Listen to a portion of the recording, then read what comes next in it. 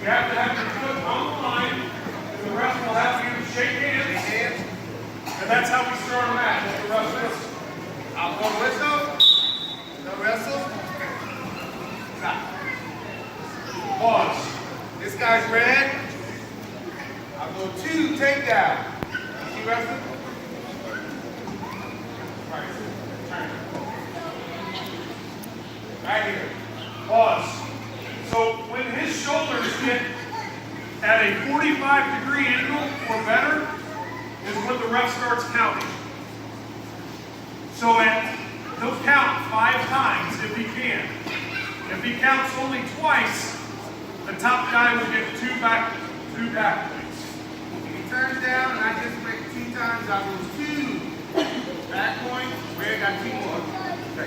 If he did it to 5, he would get 3 back points. Down 3.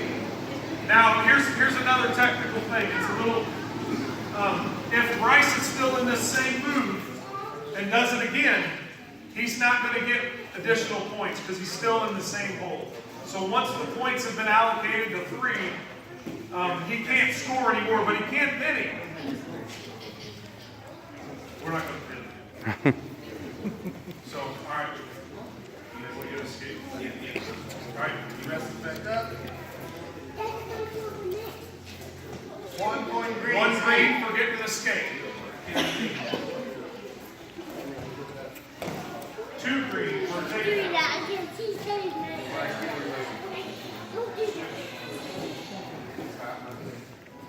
So what has happened here, green was in control when he got the takedown. Now red just got a reversal. Now red is in control, so that's 2 points reversal.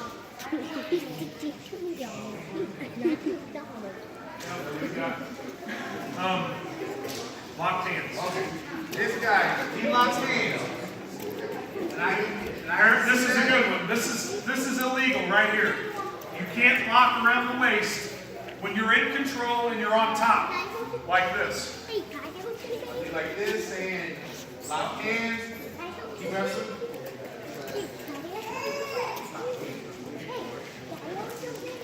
If nothing happens, we'll whistle. Technical violation, 1 point green, lock hands. I'll set them back down over here. Now, do we want to clarify that? I was going to say, get to the house. Yeah, wrestling. Turn around. They're wrestling, keep wrestling, then lock hands. If red locks hands again, He's got locked hands. I'll signal it again. I'll let them keep wrestling. This time, get away. green is at an advantage, so they're going to let him keep One wrestling. escape. Technical violation. He gets another point, they keep wrestling. So it's just staying live. Staying live. So now the locked hands is a big one because it happens a lot with beginners. They get nervous and they lock their hands. The first time is 1 point, the second time is 1 point, the third time is 2 points, and the fourth time they're disqualified. Okay? So that's something that it'll take them a while. Some of the kids, it'll take them a while to learn. Another thing on locked hands, Bryce, you can on top. It's only illegal when Bryce has control and they're down on the mat. Stand up. Lock right waist. When they're in this position and they're both on their feet, it's perfectly legal for the guy in red to lock his hands around the waist till he brings him back to the mat and he immediately has to let go of him. So immediately he's got to let go of him. And that's not locked hands. Let's work to the out of bounds. Oh, you beat it on the mat. On the mat. Get on over here. So here's another thing. When a lot of the circles that we'll see in our small tournaments will not be this big. They'll downsize them so we can get more mats going. So when the ref sees that it's potentially, that there could be danger, he'll blow the whistle and bring them back into the middle to start over. Power stage here. But if they are, get a half. Get it back. If they are pretty much in bounds, but his back is outside the line, he can't count for near fall. The tough guy will need to pull him back inside the line in order for the ref to start counting. Okay?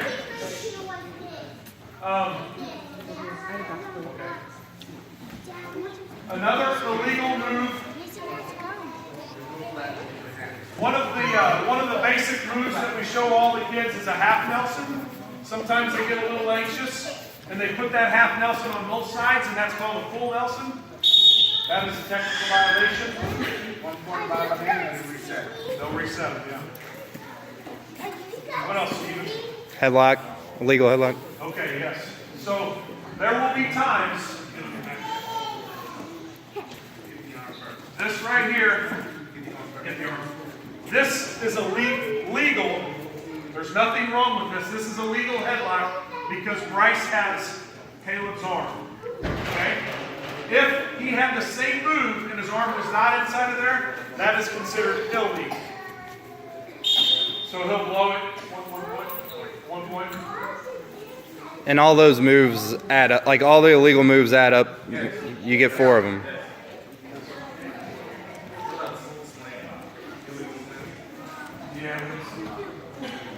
All right, so we went over what they do to start the match. They shake hands, they wrestle both on their feet.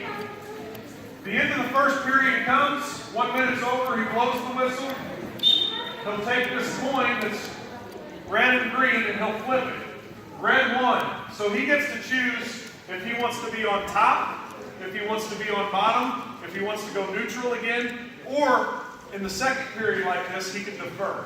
And by deferring, it'll give him an opportunity to choose in the third period, and Caleb again. So Bryce will go ahead and defer, Caleb will get to choose, and he goes down. So they'll wrestle the second period, Caleb starts down.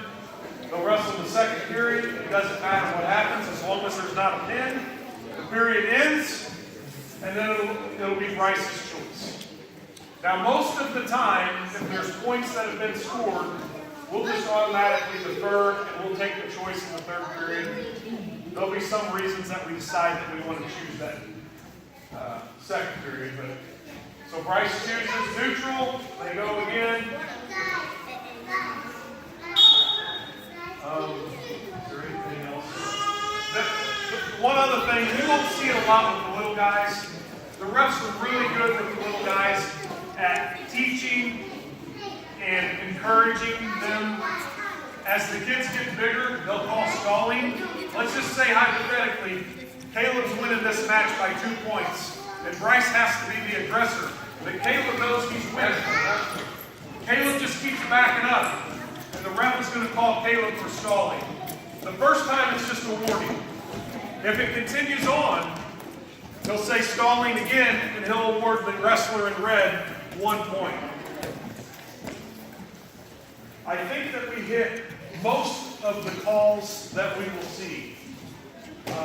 Is there any questions? Sorry?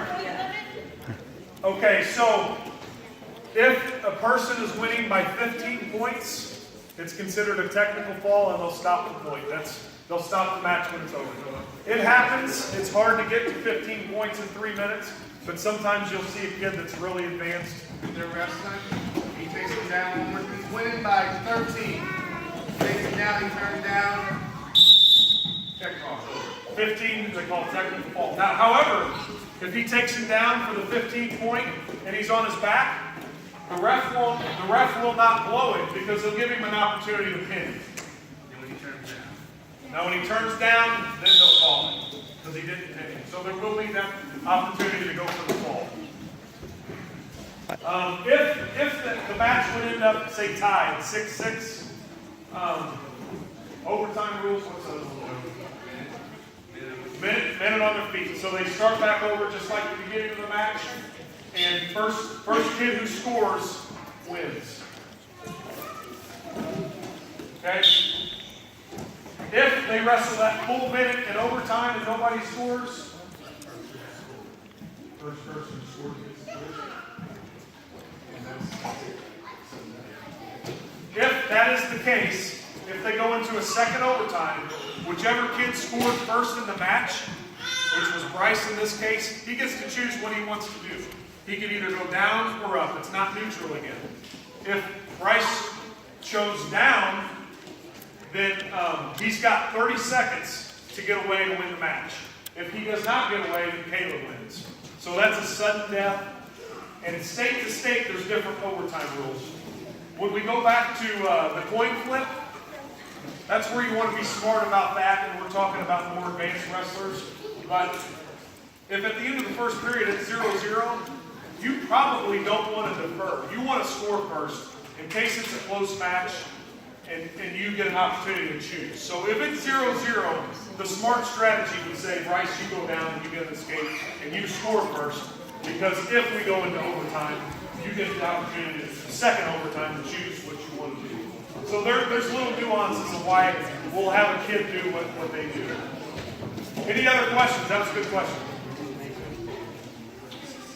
Okay, thanks for being here. Thanks for all the help in advance for this weekend. It's going to be hectic, and many hands make light work. We really appreciate everybody showing up and donating their time and put this weekend behind us and have fun, and then we can start going to all the other tournaments in the area.